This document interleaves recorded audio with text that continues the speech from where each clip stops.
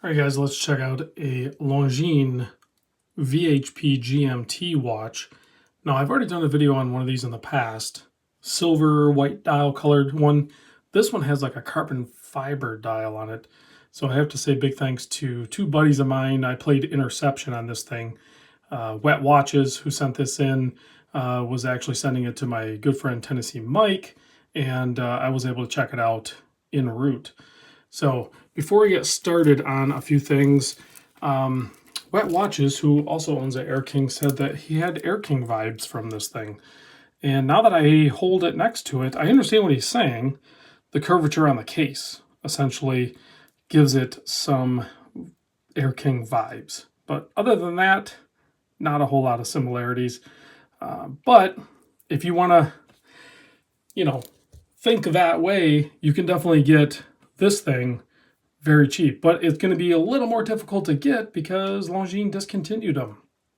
Bummer, because I really like this watch in pretty much all the colorways. This one actually being my least favorite, but this one still is really cool, and I can understand why a lot of people might like this one. So since I've already done a video on the whole watch, I will put a link to that video down below in the description. But I'm still going to cover this one really quick. So case size, they say it's 41. I measure 40 and a half. The lug to lug is a 49 and a half, and it has really nice brushed curved down side profile. It's a little bit thicker than the stated dimensions on the website, which I'll put a link to a website where you can look up whatever info you want. But this is actually almost 12.7 millimeter thick and 20 millimeter lug width, and bracelet tapers down to 18. Speaking of the bracelet, other than the butterfly clasp, I'm not a huge fan of. This has to be the best feeling split pin. Yes, it has a split pin design, but it still has to be the best feeling split pin designed solid bracelet I've handled. Like, the bracelet is no joke.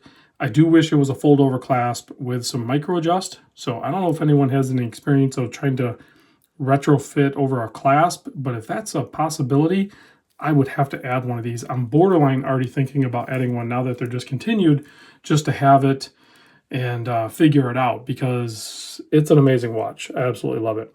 Only 50 meter water resist, and that's because of a push-pull crown, which it's kind of a smart crown. This thing has a very interesting movement in there. It is exclusive only to Longines, like a lot of the Longines models that are exclusive just to them.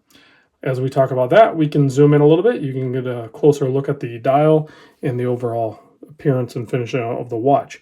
But the movement inside is called a L287.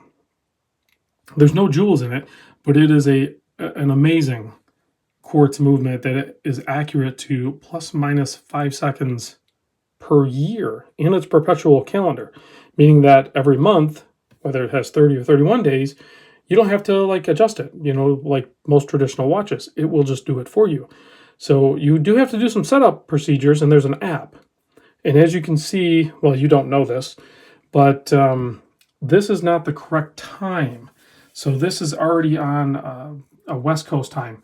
So if you go to the Longines app here, the VHP Longines app, and you can see there is... So I talked to the owner of your watch, and he told me that I have to click it, hold it down, and that'll put it into flash mode. Then I can do this.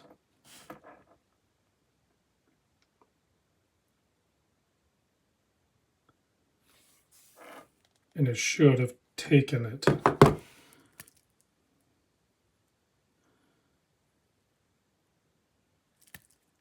That is correct. So that's how you do the flash mode to get it to sync up.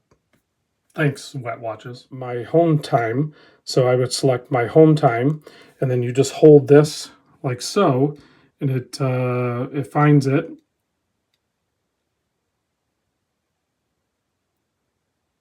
And it was sending it. I should have zoomed out a little bit. And I'm not sure it worked. So let's zoom back out. Let's try that again. Sometimes it works, sometimes it doesn't. What happens is, and I think it works better on iOS devices, but on the 12, it's hard to see, but on the 1 of the 12 up there, you can kind of see that little black circle right there. There you can see it. that's where it's going to receive the flash. So let's zoom back. I'm still learning. But when you push the crown, you can see the seconds hand jumps over to that, and that was the travel. So this watch is already set up for travel time being the Eastern Standard Time, and then the home time. Wait a minute, I can't read those logos. This is the problem I have with this dial. Yeah, so you can see that one's like an airplane. So when it points to that one, it's travel, and it points to that one, it's home. So you can switch it very easy. So once you get set up, you can switch back and forth really easy. So that's what's really nice about this one. And it switches the GMT hand and everything. So, but you got to set it up with the app, or you can do it with the crown, but it's easier to do with the app if you can get the darn thing to work, which I just demonstrated that I couldn't get it to work. But regardless, very cool watch, and definitely something to pick up. When they were new, they were $1,300. And now on the secondary market, if you can find whatever colorway you're looking for, expect to pay actually probably close to that, somewhere between $900 and $1,300.